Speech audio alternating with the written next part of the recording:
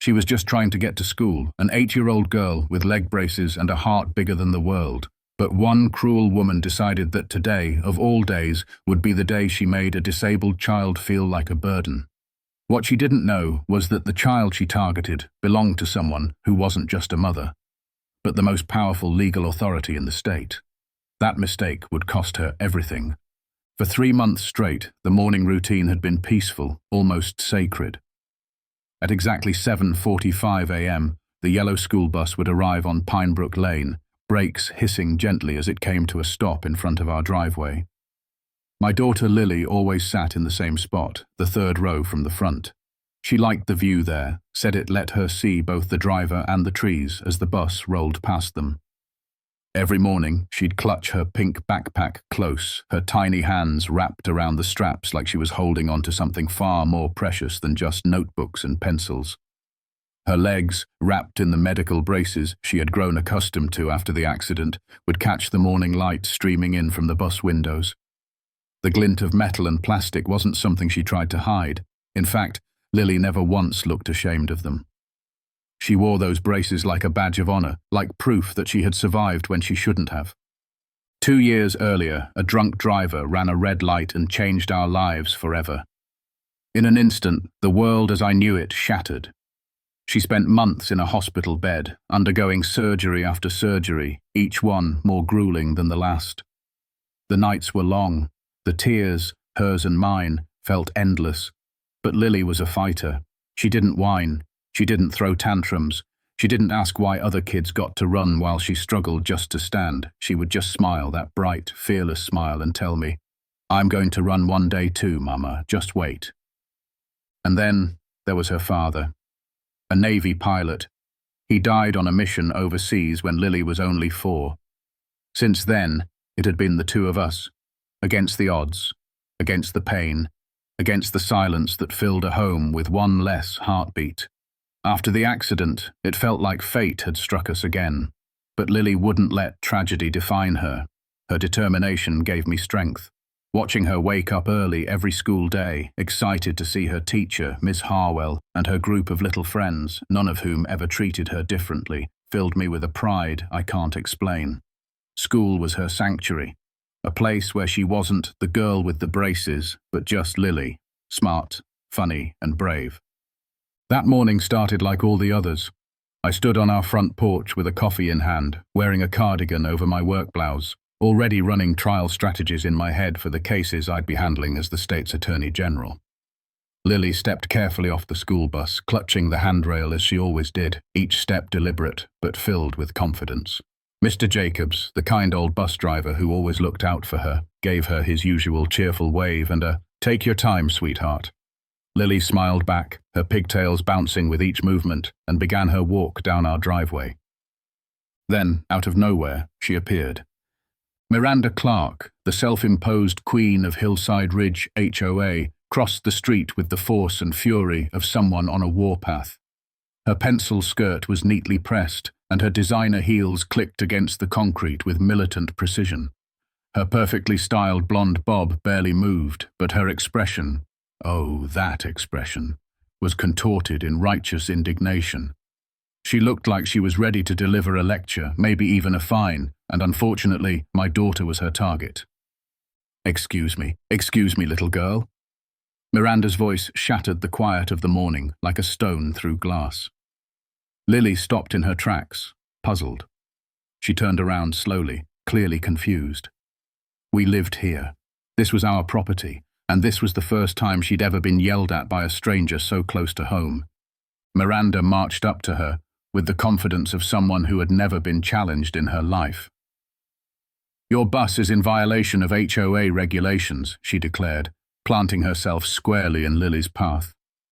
"Section 9C clearly states that commercial vehicles are not allowed to idle on residential streets for more than 2 minutes.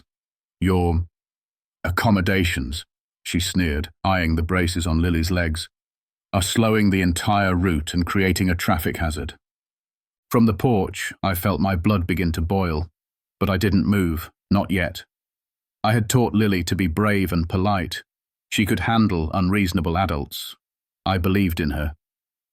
"I'm sorry, Mom," Lily said softly.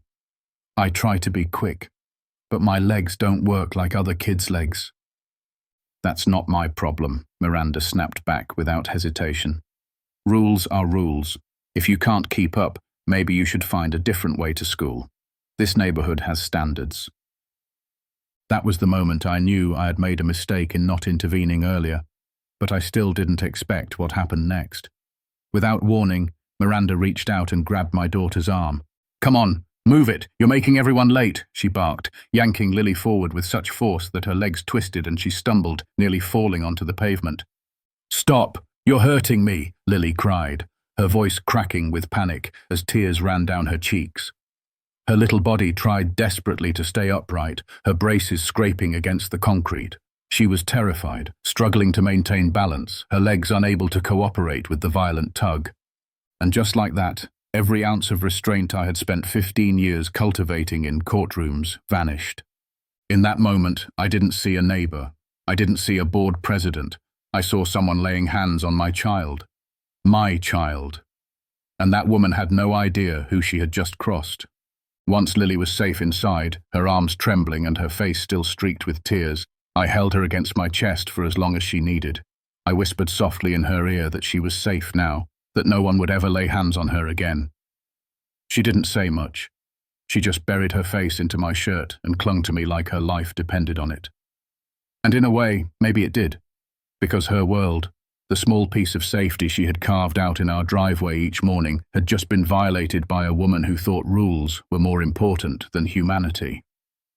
After Lily left for school, escorted by a special aide I trusted, I walked back into the house and closed the door quietly behind me.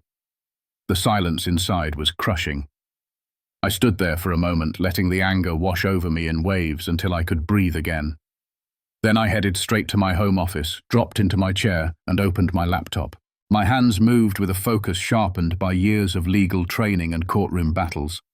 I wasn't just angry, I was activated.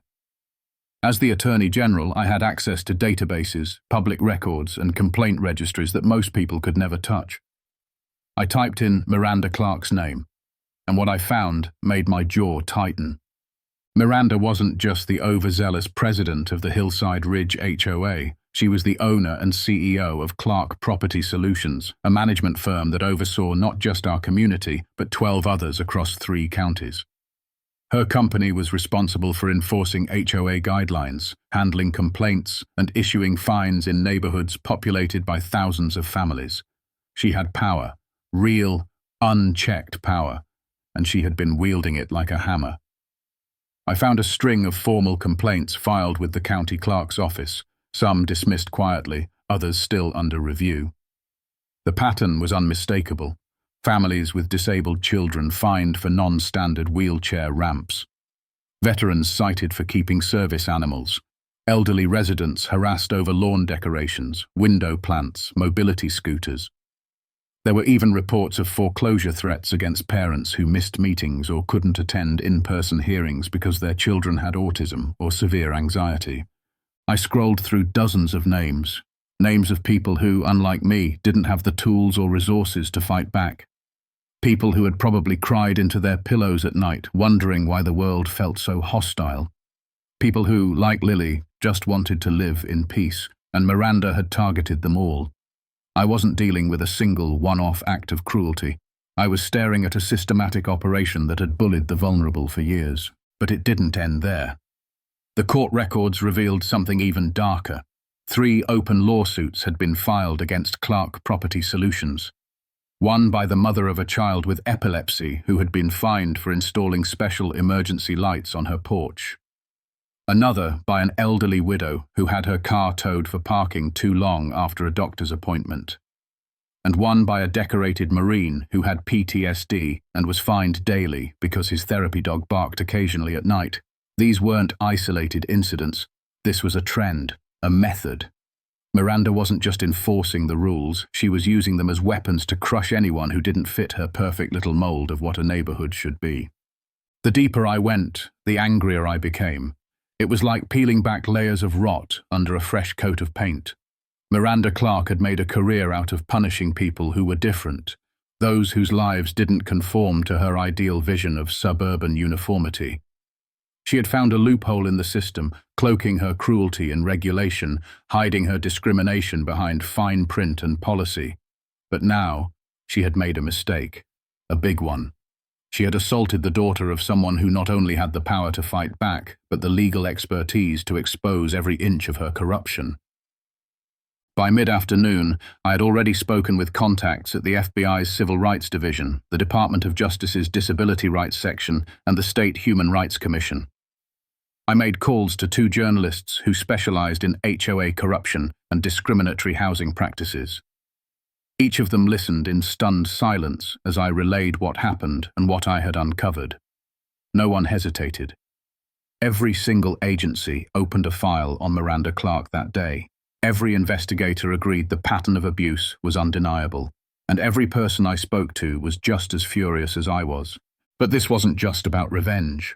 This was about justice, not just for Lily, but for every child who had been yanked out of a routine they cherished. Every elderly person who had been fined into isolation, every disabled veteran who had been made to feel like their sacrifice didn't fit the neighborhood aesthetic. This was for them. The next morning, the energy in our home was different. Lily, usually bright-eyed and excited to see her friends, was quiet. She sat at the breakfast table picking at her cereal, glancing out the window every few seconds, her lips pressed into a thin line. "Mommy?" she asked suddenly. "Will she be there again today?" Her voice was barely above a whisper. "Will that lady yell at me again?" I knelt beside her and took her hands in mine. "No, sweetheart," I said gently. "She'll never hurt you again. I promise." She rubbed her arm where Miranda had grabbed her, as if the memory still stung more than the bruise would, and I knew that it probably did. Children remember fear more vividly than pain. I got her dressed slowly that morning, gave her extra hugs, and walked her down the driveway myself. Miranda was there, of course, pretending to water her petunias like she hadn't assaulted a child less than 24 hours earlier. She didn't speak, but she didn't need to. When our eyes met, I gave her a small, cold smile, one that didn't quite reach my eyes, one I had used in courtrooms when watching guilty men try to feign innocence. She looked away first. Back in my office 2 hours later, my assistant knocked on the door. "Ma'am, you have visitors from the bureau," she said softly. I stood and straightened my jacket. "Send them in." Agents Elise Grant and Jordan Wallace entered with folders in hand and determination in their posture. They didn't waste time. "We've been building a case against Clark Property Solutions for months," Grant said, setting down her briefcase. "But most of the victims were either too afraid or too financially strained to go on record." "She assaulted my daughter yesterday," I replied, arms crossed. "On our own property, while shouting insults about her leg braces." Wallace nodded grimly. "That's exactly the kind of behavior we've been hearing about. We just didn't have a clear enough opening. Until now." "We want your cooperation," Grant added. "Your testimony, your daughter's statement. And we'd like to coordinate state-level charges through your office while we handle the federal civil rights violations." I looked them both in the eye and said what I had been waiting all night to say. "You have it. Every piece of it. Let's take her down properly." And so it began. The walls Miranda Clark had built around herself, fortified with money, arrogance, and legal red tape, were finally about to come crashing down.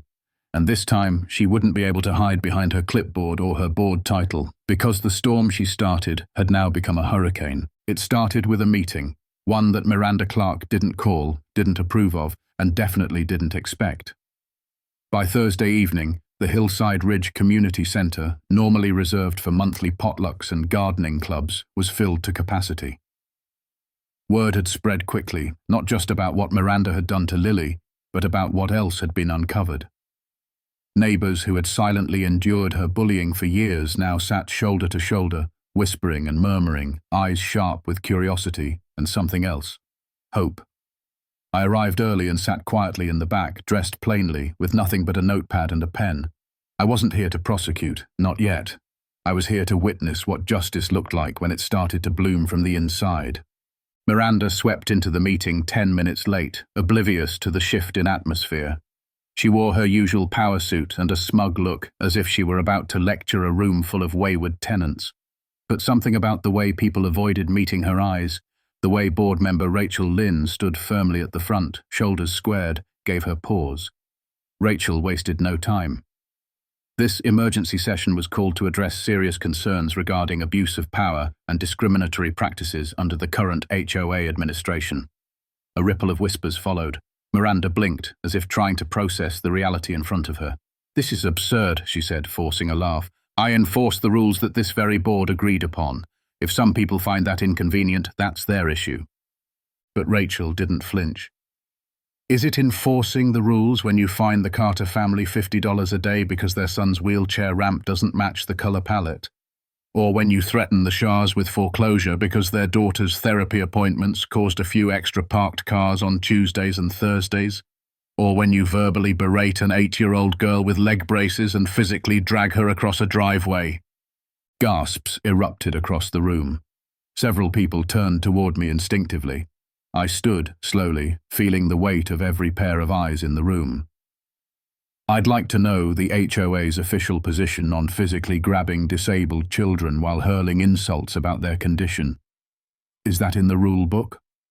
Miranda's face went pale, then red, her mouth opening and closing uselessly. You can't prove anything. That was a misunderstanding. I was trying to help her move along." She turned to the crowd, searching for sympathetic faces. She found none. "I can prove plenty," I said, my tone cool and unwavering. "And as the State Attorney General, I'm informing this board that Miranda Clark is now under federal and state investigation for systemic civil rights violations." There was an audible shift in the room, shock, anger, disbelief, and then a collective realization that this was real, that something long overdue was finally happening. "You think you can use your office to come after me?" Miranda shouted, her voice shrill with panic. "This is personal revenge." I stepped forward, my voice rising just enough to silence her. "You're right about one thing. This isn't personal revenge. This is professional accountability. And it began long before you touched my daughter. Your reign of terror over families who didn't fit your definition of normal is coming to an end." That was all it took. The board voted unanimously that night to remove her as president, effective immediately. She stormed out in disbelief, heels clicking in furious staccato, while the room burst into stunned applause. The very next morning, the local news vans arrived. Journalists camped out in front of her home, broadcasting live updates. Miranda had declined every interview request, slamming doors and drawing curtains. But the story had already spread like wildfire, not just because of what she did to Lily, but because she had left a trail of devastation through dozens of neighborhoods. And now it was all unraveling at once. National outlets picked it up by the weekend. HOA president assaults disabled girl, federal and state charges filed. The headline was everywhere. At the state level, I filed charges that included assault of a minor, endangerment, civil rights violations, and abuse of power.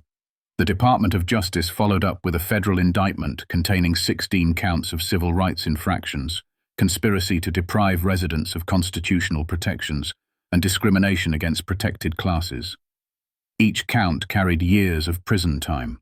Miranda had retained the most expensive legal team she could afford, but no army of lawyers could make the mountain of evidence disappear. Dozens of victims came forward, people who had previously stayed silent out of fear, now emboldened by the action we had taken. Veterans, single parents, people with disabilities, they all had stories, and every one of them painted the same picture. Miranda Clark used her authority to make the lives of the vulnerable harder, day after day. When the trial began 6 months later, Lily was called to testify. She sat in a small room connected to the courtroom, speaking through a monitor to avoid the trauma of facing her abuser again. Her voice was steady, though soft.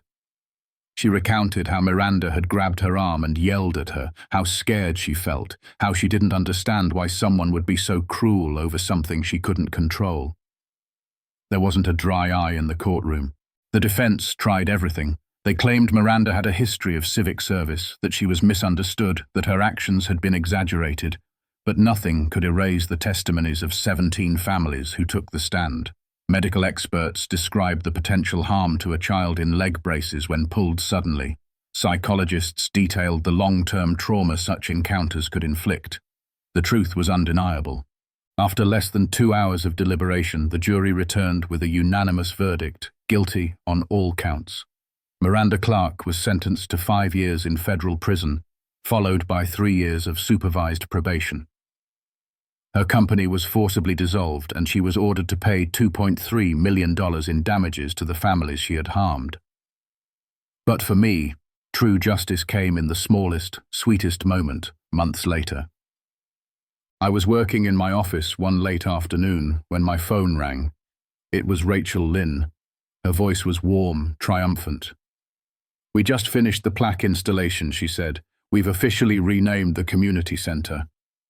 I stood up from my desk, heart pounding. "What did you name it?" "The Lily Anderson Inclusion Hall," she replied. Unanimous vote. That evening, Lily and I walked hand in hand to the community center. She didn't know what to expect. When we reached the new sign, her eyes widened and her mouth dropped open. She reached out and traced the letters of her name, one by one, her fingers lingering on each curve. "Mommy," she whispered, "does this mean other kids like me will feel welcome here now?" I smiled through tears and nodded. "Yes, sweetheart. That's exactly what it means."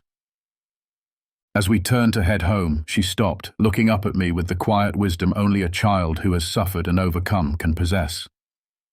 "I'm kind of glad she was mean to me," she said. I stared at her, stunned. "Why would you say that?" "Because if she wasn't, then you wouldn't have helped all those other people, and now nobody has to be scared of her anymore." I knelt down and hugged her tight, overwhelmed by the grace in her words. She was right. Miranda's cruelty had led to something greater than any punishment, a change in the system, a shift in the hearts of our community.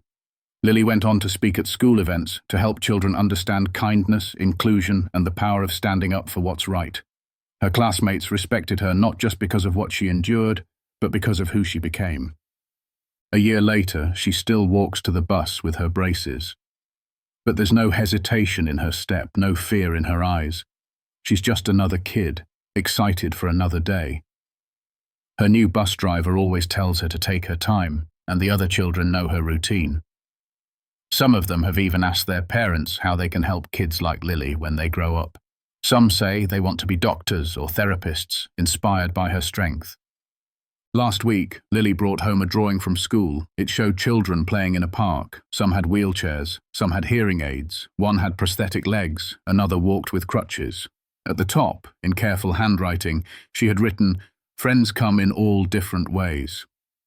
I framed it and hung it next to my law degree, beside my official portrait as Attorney General, because in that simple drawing was the entire reason I do what I do.